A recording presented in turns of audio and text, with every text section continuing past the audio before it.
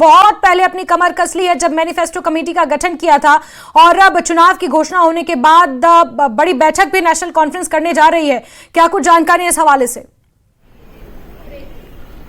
देखिए जैस्मिन, मैं आपको बता दूं, डॉक्टर फारूक अब्दुल्ला आज यहाँ जम्मू में थे, कल से ही वो जम्मू में थे और आज उनको 10:30 बजे एक ज्वाइनिंग करवानी थी यहाँ शेर कश्मीर भवन में, जम्मू के जो पार्टी का हेडक्वार्टर है। लेकिन वो यहाँ पे आए तो जरूर, लेकिन तुरंत यहाँ से निकल के सिर्फ 5-10 मिनट रुके और ज्वाइनिंग में हिस्सा नहीं लिया। जो ज्वाइनिंग फंक्शन थी उसका हिस्सा नहीं बने, वो उन्होंने फिर अजय सडोत्रा हैं जो कि एडिशनल जनरल सेक्रेटरी है पार्टी के, वो इसका हिस्सा बने, उन्होंने फिर ज्वाइनिंग करवाई। और डॉक्टर फारूक अब्दुल्ला तुरंत 10 मिनट के बाद ही यहाँ से निकल गए, क्योंकि श्रीनगर में पार्टी हेडक्वार्टर जो है वहां पे इंपॉर्टेंट मीटिंग्स का दौर आज से शुरू होगा, जो तकरीबन 3 से 4 दिन चलता रहेगा।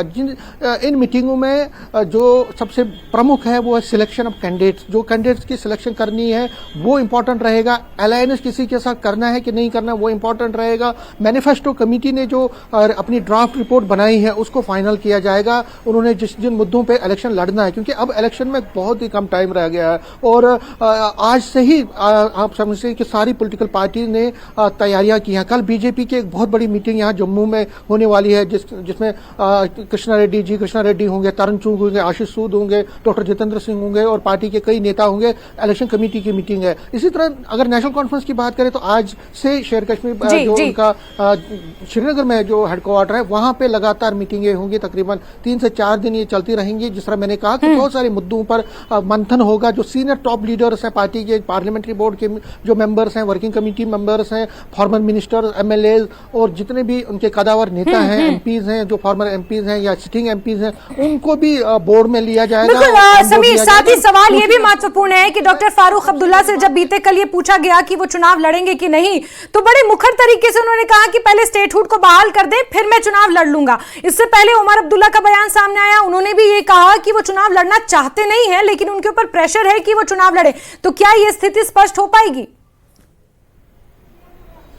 देखिए, इसमें आपको मैं क्लियर कर दूं कि डॉक्टर फारूक अब्दुल्ला से कल जब मैंने पूछा कि क्या आप इलेक्शन लड़ेंगे तो उन्होंने कहा हाँ मैं लड़ूंगा। नेशनल कॉन्फ्रेंस के कई नेताओं से हम बात कर रहे हैं, वो कह रहे हैं कि फारूक अब्दुल्ला लड़ेंगे, लेकिन फारूक अब्दुल्ला तभी चुनाव लड़ेंगे जब उमर अब्दुल्ला लड़ेंगे नहीं। अगर उमर अब्दुल्ला लड़ेंगे तो हो सकता है कि फारूक अब्दुल्ला चुनाव नहीं लड़ेंगे, क्योंकि उमर अब्दुल्ला से जब पूछा गया कल श्रीनगर में, उन्होंने ये कहा कि फारूक अब्दुल्ला चाहते हैं कि वो चुनाव, मैं नहीं चाहता हूं चुनाव लड़ना, लेकिन मुझे वर्कर्स का प्रेशर बहुत है। फारूक अब्दुल्ला की तबीयत ठीक नहीं रहती है, हो सकता है कि वो चुनाव ना लड़े। तो लेकिन जो क्लियर पिक्चर जो मोटा मोटा निकल के सामने आ रहा है कि उमर अब्दुल्ला ये कहेंगे कि मुझे वर्कर्स का दबाव है, वो चुनाव लड़ सकते हैं। और फारूक अब्दुल्ला लगता है कि अगर उमर अब्दुल्ला चुनाव लड़ते हैं तो वो चुनाव नहीं लड़ेंगे। ऐसी बात है, क्योंकि फारूक अब्दुल्ला एक बड़ा फेस है। वो और साथ ही साथ समीर, ये चीज भी निकल कर आई है कि डॉक्टर फारूक अब्दुल्ला की पार्टी नेशनल कॉन्फ्रेंस अपने दम पर चुनाव लड़ेगी, यानी इंडिया गठबंधन की कोई संभावनाएं नजर यहां पर नहीं आ रही है जो लोकसभा चुनाव के दौरान जिस तरह से हुआ था। हालांकि उमर अब्दुल्ला ने यह कहा था कि जब विधानसभा के चुनाव होंगे हम उस दौरान स्थिति देखेंगे,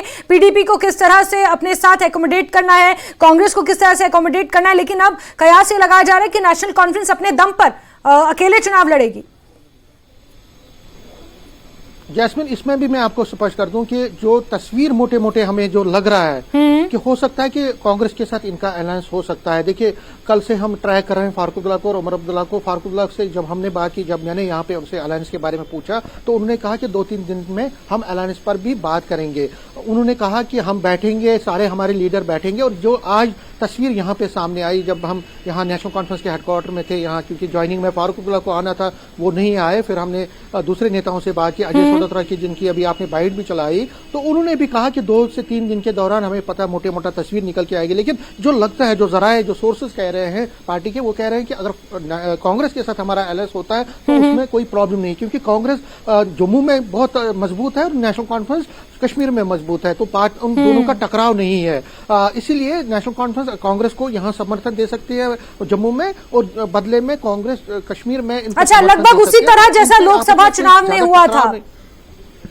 ठीक है जी, बिल्कुल ठीक है उसी तरह पर हो सकता है, लेकिन इसमें हम फाइनल अभी 2-3 दिन में हो सकता है। जी ठीक है समीर, हालांकि अब क्योंकि चुनाव की घोषणा हो चुकी है और इस तरह से बैठकों का सिलसिला लगातार जारी रहेगा, कई गतिविधियां भी